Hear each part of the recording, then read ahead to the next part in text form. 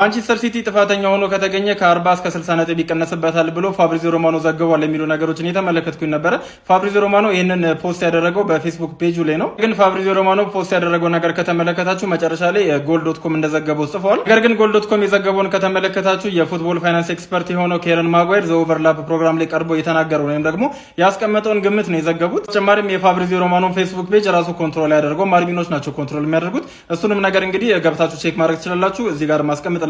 ፋብሪዚዮ ሮማኖ ራሱ ኮንትሮል የሚያደርገው ወይም ደግሞ ራሱ ፖስት የሚያደርገው ትዊተሩ ላይ ወይም ደግሞ ኤክሱ ላይ ነው። ይሄንን ፖስት ደግሞ ትዊተሩ ላይ ወይም ደግሞ ኤክሱ ላይ ፖስት አላደረገው። አሁንም ቢሆን ይሄ ነገር ድጋሚ መራገብ የጀመረው ኬረን ማጓየር የተባለው የፉትቦል ፋይናንስ ኤክስፐርት የራሱን ግምት ካስቀመጠ በኋላ ነው። እሱም ደግሞ የራሱን ግምት ያስቀመጠው ዘኦቨርላፕ የሚባለው ፕሮግራም ላይ ቀርቦ ቃለ መጠይቅ ከተደረገለት በኋላ ነው። አሁንም ቢሆን የማንቸስተር ሲቲ የፍርድ ቤት ሂደት ገና ጊዜ የሚፈጅ ጉዳይ ነው። ቢያንስ ከዚህ በኋላ ውሳኔ ለመስማት 6 ወራት ሊያስፈልጉ እንደሚችሉ ትላንትና ቪዲዮ ሰርቼላችሁ ነበረ። ያሉት መረጃዎች እንግዲህ እነዚህን ይመስላሉ። ምናልባትም አዳዲስ የሚወጡ መረጃዎች ካሉ ይዤላችሁ መጣ ይሆናል። ኮፒ ሊንክ እንዲሁም ደግሞ ላይክ እና ፎሎ ማድረግ እንዳይረሳ። ማንቸስተር ሲቲ 60 ነጥብ ሊቀነስበት ይሄው የሚሆነው ለመሰላችሁ 115 ክሶች እንዳሉበት ታውቃላችሁ። ማንቸስተር ሲቲዎች ማለት ነው ባለፉት 10 አመታት እና ከዛ በላይ ማለት ነው በጣም ብዙ ክሶች ነበሩበት ማንቸስተር ሲቲዎች። ዘንድሮ ግን ማለት ነው ይሄ እስካሁን ድረስ የተከሰሰበት ነገር ፍርድ የሚሰጥበት አመት ነው እየተባለ ነውና 60 ነጥብ ይቀነስበታል። ማን 60 ነጥብ ከተቀነሰበት ሲቲ ኔጌቲቭ ነው የሚለው። ኔጌቲቭ መግባቱ ብቻ አይደለም ፕሪሚየር ሊግ ላይ የቀሩትን ጨዋታዎች ሙሉን ኮንሲስተንትሊ ቢያሸንፍ ራሱ የሚያልፍ አይመስለኝም። ገብቷችኋል? ሻምፒዮንሺፕ ነው የሚገባው ሲቲ 60 ነጥቡ ከተቀነሰበት ማለት ነው። እኔ ግን ይሄ ነገር ተገቢ ነው ብላችሁ ታስባላችሁ? አሁን 60 ነጥቡ መቀነስ ብቻ አይደለም ሌላ ክሱ ላይ ደግሞ ማለት ነው ከተገኘበት እስካሁን የበላቸው ፕሪሚየር ሊጎች ደግሞ ይነጠቃሉ። ገብቷችኋል? ከዛ ውስጥ ማለት ነው ሊቨርፑል 2 ሻምፒዮን ይሆናል። ማንቸስተር ዩናይትድ ራሱ 1 ጊዜ ሻምፒዮን ሊሆን ማንቸስተር ሲቲዎች በጣም ከባድ ኬዝ ውስጥ ነው ያሉት ማለት ነው። ይሄ ነገር ህጋዊ ሆኖ ከተገኘና 60 ነጥቡ የሚቀነስበት ከሆነ በጣም ከባድ ነው። ፔፕ ጋርዲዮላ በእግር ኳስ ታሪክ ውስጥ ከባድ የሚባለውን ቅጣት እንዴት ሊቀጣ ይችላል የሚለውን መረጃ እናወራለን። ያው ፋብሪዚዮ ሮማኖ በዛሬ ዕለትም ይህንን ከነጥብ ቅነሳ ጋር በተያያዘ ያወጣው መረጃ አለ። ታሪኩ ምንድነው የሚለው በደንብ ላብራራላችሁ። ማንቸስተር ሲቲ የነጥብ ቅነሳ ሊደርስበት የሚችለው በፋይናንሻል ፌር ፕሌይ ህግ በመጣስ ነው። ይህ ማለት 115 የፋይናንሻል ፌር ፕሌይ ህግ ጥሳቸዋል የሚል ክስ ቀርቦባቸው ይፋ ሆኖ ነበር። ስለዚህ ከ40 እስከ 60 የሚደርስ ድረስ ነጥብ ሊቀነስባቸው ይችላል። ፋይናንሻል ፌር ፕሌይ ምንድነው የሚለውን ከሱ ጋር ተያይዞ እናንሳ። አንደኛ ክለቦች ከየት ነው ገቢያቸው የሚያገኙት? ከብሮድካስት ያው በቲቪ ስርጭት ሲያደርጉ የእግር ኳስ ጨዋታቸውን፣ ከስፖንሰርሺፕ አለ፣ እንዲሁም ደግሞ ከራሳቸው ከምርቶቻቸው፣ ከተጫዋቾች ሽያጭ፣ ከተለያዩ ገቢ ሊኖራቸው ይችላል። ታዲያ ፋይናንሻል ፌር ፕሌይ ህግ እንዴት ጣሱ የሚለውን ደግሞ ስንመለከት ማለት ነው ማንቸስተር ሲቲዎች ከተሰጣቸው ገቢ ወይም ደግሞ ከሚያገኙት ገቢ በላይ ወጪ ሲያወጡ ወይም ደግሞ ወጪ አውጥተው ሲገኙ ፋይናንሻል ፌር ፕሌይ ህጉን ጥሳቸዋል ይባላሉ ማለት ነው። በዚህም መሰረት ፉትቦል 365 በወጣው መረጃ መሰረት ማለት ነው ኬረን ማጓየር የሚባል የፋይናንሻል ባለሙያ ማለት ነው ከ2009 እስከ 2018 ድረስ ማንቸስተር ሲቲዎች 100 ፋይናንሻል ፌር ፕሌይ ህግን ጥሰዋል የሚል መረጃ ወጥቶባቸው ነበረ። ማንቸስተር ሲቲ እነዚህ ክሶች ከተረጋገጡበት በኋላ ማለት ነው ለ4 አመታት ምርመራ ይካሄድበታል። ከ4 አመታት በኋላ ደግሞ በ2023 ለገለልተኛ አካል ይተላለፋል ማለት ነው። በ2024 እና 2023ን ጨምሮ እነዚህ ክሶች ጨምሮ ማለት ነው በአጠቃላይ 115 ክሶች ሆኖ ተገኝተውባቸው ይፋ ተደርጎ ነበር ማለት ነው። ይህ ከተረጋገጠ ማንቸስተር ሲቲ አሁን እንደሚነገረው ፖይንት ዲዳክሽን ወይም ደግሞ የገንዘብ እገዳ፣ የዝውውር እገዳ ወይም ደግሞ ከውድድር እስከ መታገድ ድረስ ቅጣት ልባቸው ይችላል። ይሄን ቪዲዮ ብዙ ሰው እየጠየቀ ስለነበር በደንብ እንዲዳረስ ኮፒ ሊንክ፣ ሪፖስት፣ ሼር ማድረጋችሁን እንዳትረሱ። አማን እንዴት ናችሁልን? አድማጭ ተመልካቾቻችን እንዴት ውላችሁልናል? ይሄው ዜና ወጣ፣ ይፋ ሆኗል። ፋብሪዚዮ ሮማኖ ከ30 ሚሊዮን በላይ ተከታይ ያለውና የዓለማችን ቁጥር 1 ጋዜጠኛ የመረጃ ነፍናፊ ፋብሪዚዮ ሮማኖ ይህን መረጃ ወጥቶታል። ሲቲ ከ40 እስከ 60 ነጥብ ይቀጣል ጥፋተኛ ሆኖ ከተገኘ በ115 ክሱ። እኛም ይህን መረጃ ከጥቂት ቀናቶች በፊት ከፋብሪዚዮ ሮማኖም ቀድመን ከ2 ከ3 ቀን በፊት ለቀነው ነበር። አንዳንዶች ውሸት ነው በሚል ስማችን ለማጥፋትና መሰል ነገር ለማድረግ ሞክረው ነበር። ነገር ግን እውነት ተደብቃ አትቀርም፣ ወጣለች። ለሌላ ጊዜ አቸኩል ለማለት ነው አንዳንዶችን። ነገር ግን ከኛ ጎናችሁ ደግሞ መረጃው ትክክል ነው በማለት አብራችሁ እያነበባችሁም መረጃዎችን እየተመለከታችሁ አብራችሁ እንደነበራችሁ ሁሉ ከልብ እናመሰግናለን። ጥቂቶች ናቸው በነገራችን ላይ እንደዚህ አይነት ረብሻ የሚያስነሱት። ሌላ ጊዜ እንማርበት ለማለት ነው። እንግዲህ የሲቲ ጉዳይ ነገሩ ከበድ እያለ የመጣ ይመስላል። በቀጣዮች ጥቂት ወራቶች ውስጥ ነገሩ የሚረጋገጥና የሚታይ ይሆናል። እውነት ሲቲ ከ40 እስከ 60 ነጥብ ይቀጣል ወይ? አብረን የምንመለከተው ይሆናል። እንደው መረጃውን ለመግለጽ ያልነው ማስተማመኛ መረጃ ተገኝቷል። ፋብሪዞ ሮማኖም ዘግቦታል ለማለት ያልነው እኔ የመጣሁት። መልካም ቀን እንዲሆንላችሁ እመኛለሁ። ይመሻል። ማንቸስተር ሲቲ እስከ 60 ነጥብ ሊቀነስበትና የገንዘብ ቅጣትን ጨምሮ ወደ ሁለተኛ ዲቪዥን ሊወርድ የሚችልበት አደጋ ተጋርጦበታል። ማንቸስተር ሲቲ ባለፉት 9 ዓመታት በተለያዩ የፋይናንስ ማጭበርበር ክሶች በእንግሊዝ ፕሪሚየር ሊግ ከሳሽነት በ115 የክስ አይነቶች ክስ ተከፍቶበት ጉዳዩ በፍርድ ቤት እየታየም ነበረም። በስተመጨረሻም ፍርድ ቤቱ የክስ ሂደቱን በማጠናቀቅ የፍርድ ውሳኔ የሚሰጥበት ጊዜ ላይ ደርሷል። ባለሙያዎች እንዳሉትም ፍርድ ቤቱ ውሳኔ የሚሰጠው ከፕሪሚየር ሊጉ መጠናቀቅ በፊት ከሆነ ለማንቸስተር ሲቲ እጅግ በጣም ከባድ እንደሚሆኑም ተገልጿል። የሲቲ 115 ክሶች ከባድ በመሆናቸው ሲቲ ጥፋተኛ ሆኖ ከተገኘም ከ40 እስከ 60 ነጥብ ሊቀነስበት እንደሚችል፣ በተጨማሪም የገንዘብ ቅጣትና የዋንጫ መቀማት ሊደርስበት እንደሚችልም ተናግሯል። በዚህም በቀጣይ ዓመት ከፕሪሚየር ሊጉ ስብስብ ውጪ ሊደረግም ይችላል። የመጨረሻውን የፍርድ ቤቱን ውሳኔ አብረን የምናየው ይሆናል። እስከዛው ግን ፎሎ እያደረጋችሁ ቤተሰብ ይሁኑ። አረ ጀማአው በጾም ጥብስ የሆነች መረጃ የሰማነው ለሁሉም እንዲዳረስ ኮፒ ሊንክ፣ ሼር፣ ሪፖስት አደርጋለሁ። ፎሎም እያደረጋችሁ ስሙ። ማንቸስተር ሲቲ የዓለም ክብረ ወሰን የሆነ ነጥብ ሊቀነስበት እንደሆነ የመረጃ ምንጮች እየጠቆሙ ይገኛሉ። ላለፉት 3 ዓመታት ከ115 ክሶች ጋር በተያዘ ማጣራት ሲከናወንበት እንደነበረ ይታወሳል። ጉዳዩን በጥብቅ እየተከታተሉ ከሚገኙ የሕግ ባለሙያዎች መካከል አንዱ የሆኑ ሰው ዛሬ በሰጡት መረጃ መሰረት ማንቸስተር ሲቲ 60 ነጥብ እንደሚቀነስበት ተጠቅሷል። ይህ የሚሆን ከሆነም በዓለም ደረጃ ክብረ ወሰን ነው። የትኛውንም አይነት ጥፋት አጥፍቶ 60 ነጥብ የተቀነሰበት ክለብ ካለመኖሩ ጋር ተያይዞ ማለት ነው። እና ማንቸስተር ሲቲ በቀጣዩ ውድድር ዓመት በታችኛው ዲቪዥን ሊወዳደር እንደሚችል የመረጃ ምንጮች እየጠቀሱ ይገኛሉ። ባለፈው ታህሳስ ወር ላይ የዛሬ ዓመት ማለት ነው የክርክሩና የፍርድ ሂደቱ ከተጠናቀቀ በኋላ ዲሲሽን ወይም ውሳኔ እየተጠበቀ ይገኛል። እርሳቸው እንደሚሉ ከሆነም ለ14 ወራት ውሳኔው ዘግይቷል። ሰሞኑን ግን ይሄ ውሳኔ ይፋ ይደረጋል። ይሄ ውሳኔ ይፋ ሲደረግም ሲቲ ከባድ ነጥብ የመቀነስ ሂደት ያጋጥማል ሲሉ መረጃ እየሰጡ ይገኛሉ። የአርሰናል ደጋፊዎች ይሄ ጉዳይ አስደስቷቸዋል። እኔ በቃኝ ግን ያው እኔ አልተማመንም። አሁንም አምናም አቻምናም እንዲህ ሲባል ነበረ። ግን ያሁኑ ለ14 ወር ያህል ለውሳኔ ቆይቷልና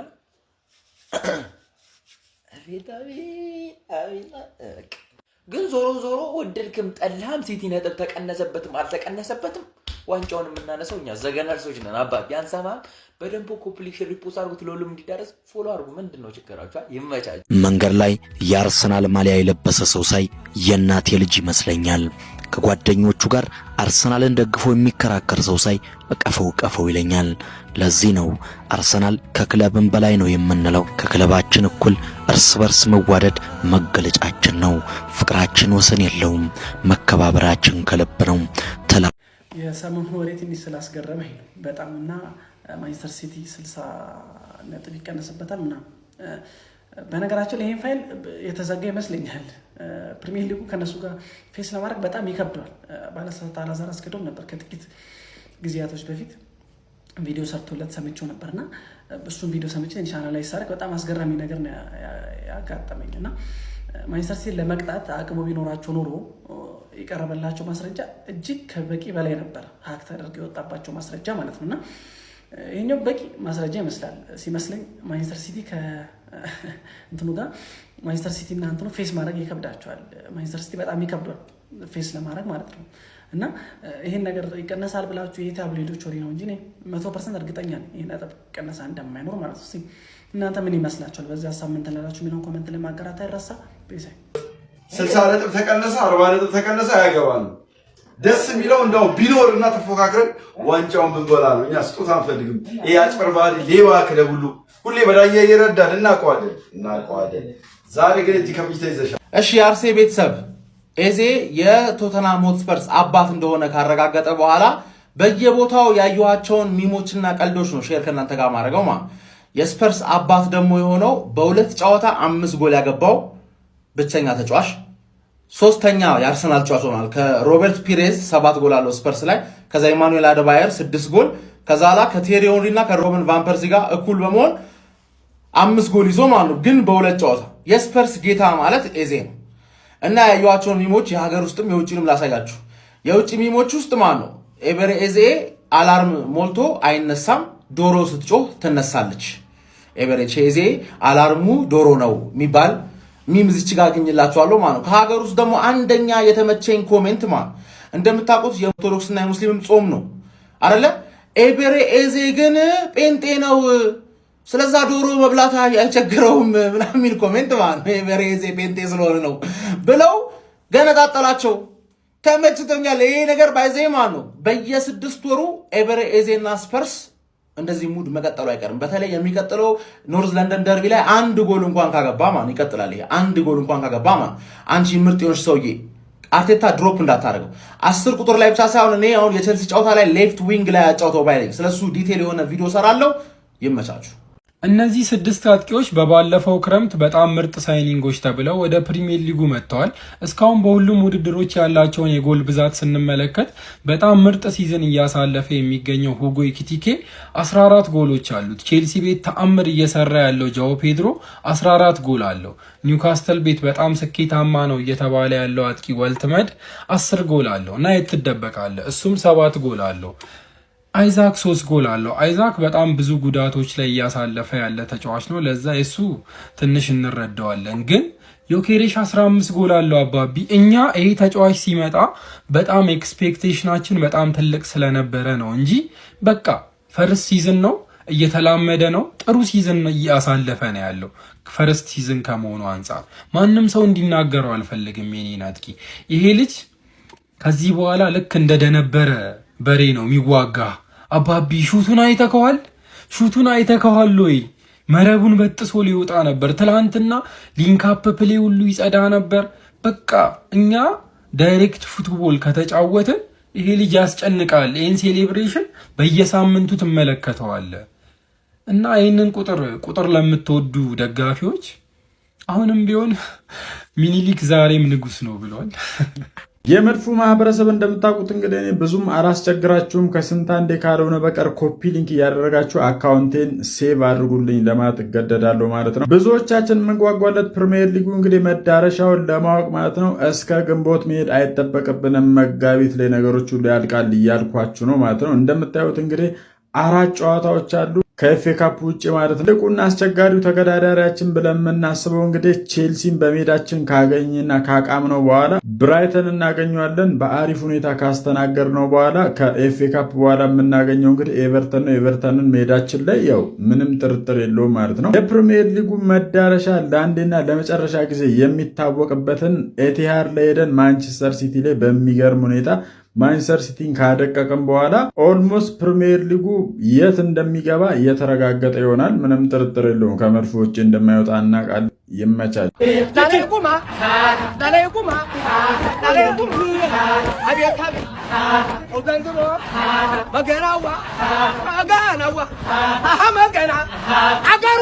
የለንደኗን ቀበጥ እንደለመድ ነው እሁድ ልናንቀባረራት በአምዳስ ላይ ሙሉ ዝግጅቴን አጠናቀቄ ጨርሻለሁ። ጀማው እኛ እንደሌላው ድኖች መስለናቸው ነው መሰለኝ ለንደንን ያስከበርናት እኛ እንደሆነ ረስተውታል መሰለኝ። ግዴታ ሰማያዊ መሆን አልነበረበትም ማለት። ለማንኛውም ግን ማለት ነው እሁድ ይለየናል። ጀማው እንደለመድ ነው በጊዜ በአምዳስ ኢንተርቴይንመንት ላይ መገናኛ ለሞቴል ፊት ለፊት በሚገኘው እንገናኝ። እኛ አንፈራም፣ ከነሱ በላይ ሞልተን እናስደምማቸዋለን። አረ ጀማ አሁኑ ሰብሰብ ብለን ወገር ቦታ ሰፊ ነው ሞልቷል። 3-4 አዳራሽ ያለን ይቀወጣል ነው ምላችሁ። እሁድ በጊዜ በአምዳስ ኢንተርቴይንመንት ላይ እንገናኝ። ቼላውን እናንቀባረረዋለን። አባርከያለ ዛሬ አዶት ተገኝተናል።